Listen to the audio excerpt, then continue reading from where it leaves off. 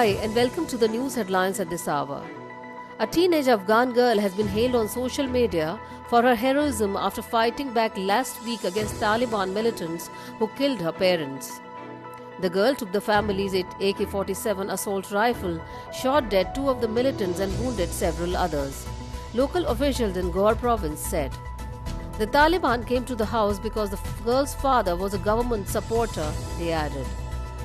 A photo of the girl holding the gun has gone viral in recent days.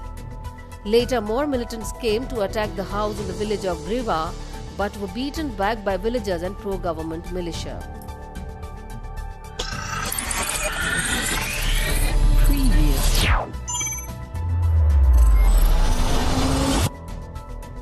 The Syrian military said the country's air defense responded on Monday to Israelis' air raids on South Damascus that wounded 7 soldiers and caused material damage, and residents said loud explosions rocked the capital.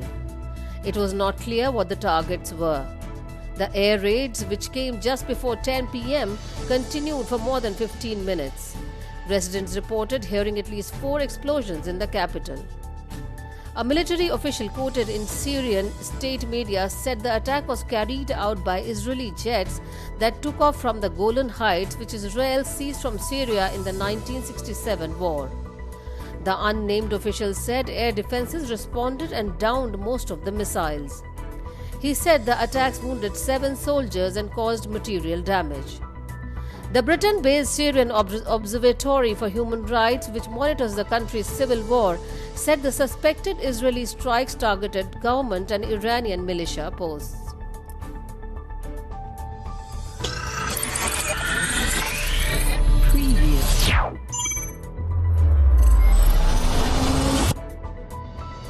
A year ago, an extradition bill in Hong Kong that could have sent suspects to mainland China for trial sparked the largest protest and biggest political crisis the semi-autonomous territory has seen since its return to China in 1997.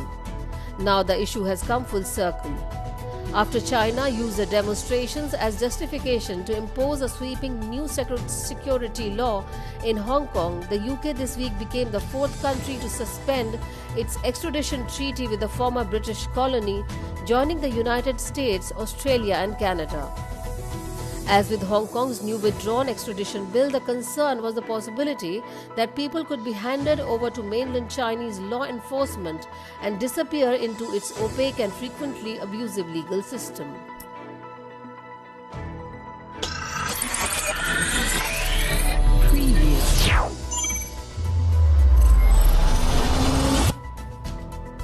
Iran on Tuesday reported a new single-day record death toll of 229 from the novel coronavirus after weeks of rising numbers in the Middle East's worst-hit country. Sadly, we lost 229 of our compatriots to the COVID-19 infections in the past 24 hours, Health Ministry spokeswoman Seema Sadat Lari said. This raises the overall toll to 14,634, she said in the televised remarks. Iran announced its previous record COVID-19 death toll of 221 on July 9th. The Islamic Republic has been battling a resurgence of the virus, with official figures showing a rise in both new infections and deaths since the 2-month low in May. Lari also raised the country's caseload to 278,827, with 2,625 more people testing positive for the disease in the past day. Iran reported its first case in the holy city of Qom in February.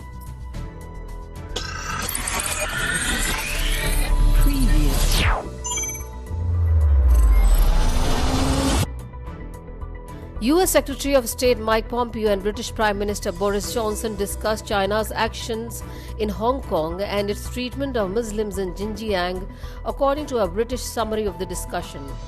They spoke about shared global security and foreign policy issues, including China's actions in Hong Kong and Xinjiang, the situation in Iran and the Middle East peace process, Downing Street said. The Prime Minister and Secretary of State also underlined their commitment to negotiate a strong UK-US free trade agreement that benefits the economies of both countries. Johnson and Pompeo underscored the importance of the US-led Five Eyes Intelligence Alliance. Johnson also raised the death of 19-year-old Briton Harry Dunn who was killed in a road collision with a US diplomat's wife. The Prime Minister reiterated the need for justice to be done for Harry Dunn and his family, Downing Street said. He said there was a strong feeling among the people of UK that justice must be delivered.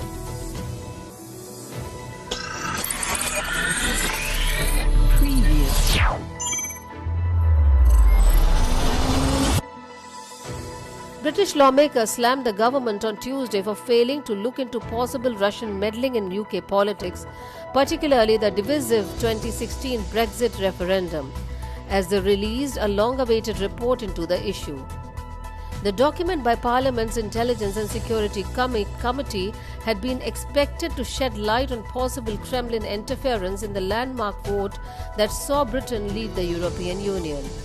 But MPs said they were unable to come to any firm conclusion because the current government or its predecessors had not ordered any investigation, owing to an apparent lack of curiosity.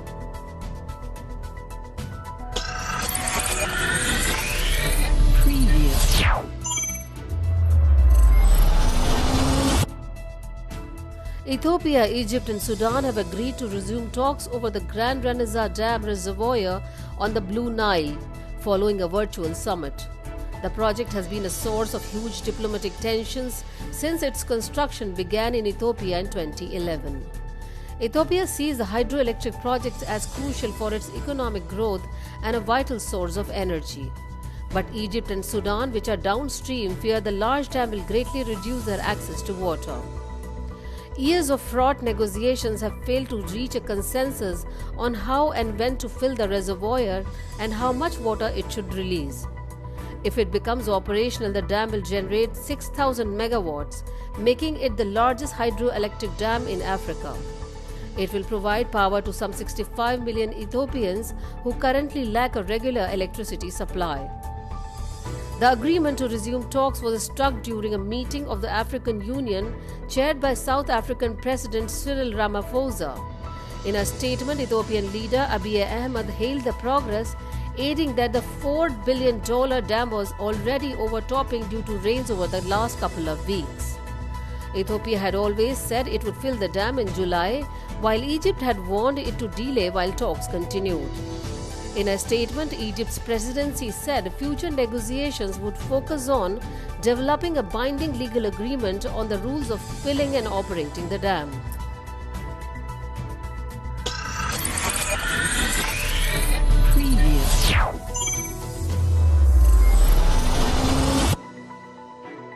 Iraq's new Prime Minister arrived in Iran on Tuesday, his first official visit abroad since taking office more than 2 months ago, Iranian media reported. State television showed footage of Mustafa Al-Kadhimi landing at Tehran's Mehrabad airport. The TV said Al-Kadhimi would meet top Iranian leaders, including Supreme Leaders Ayatollah Ali Khamenei and President Hassan Rouhani. We hope to have constructive talks for deepening relations between the two nations, said Iran's government spokesperson Ali Rabai. The visit came after Iranian Foreign Minister Mohammad Javad Zarif visited Baghdad over the weekend. Zarif's first visit to Iraq since a US airstrike in January killed a top Iranian general, Qasem Soleimani, outside Baghdad's international airport. The strike catapulted Iraq to the brink of a US-Iran proxy war that could have destabilized the Middle East. This is Jyoti reporting for Our Voice.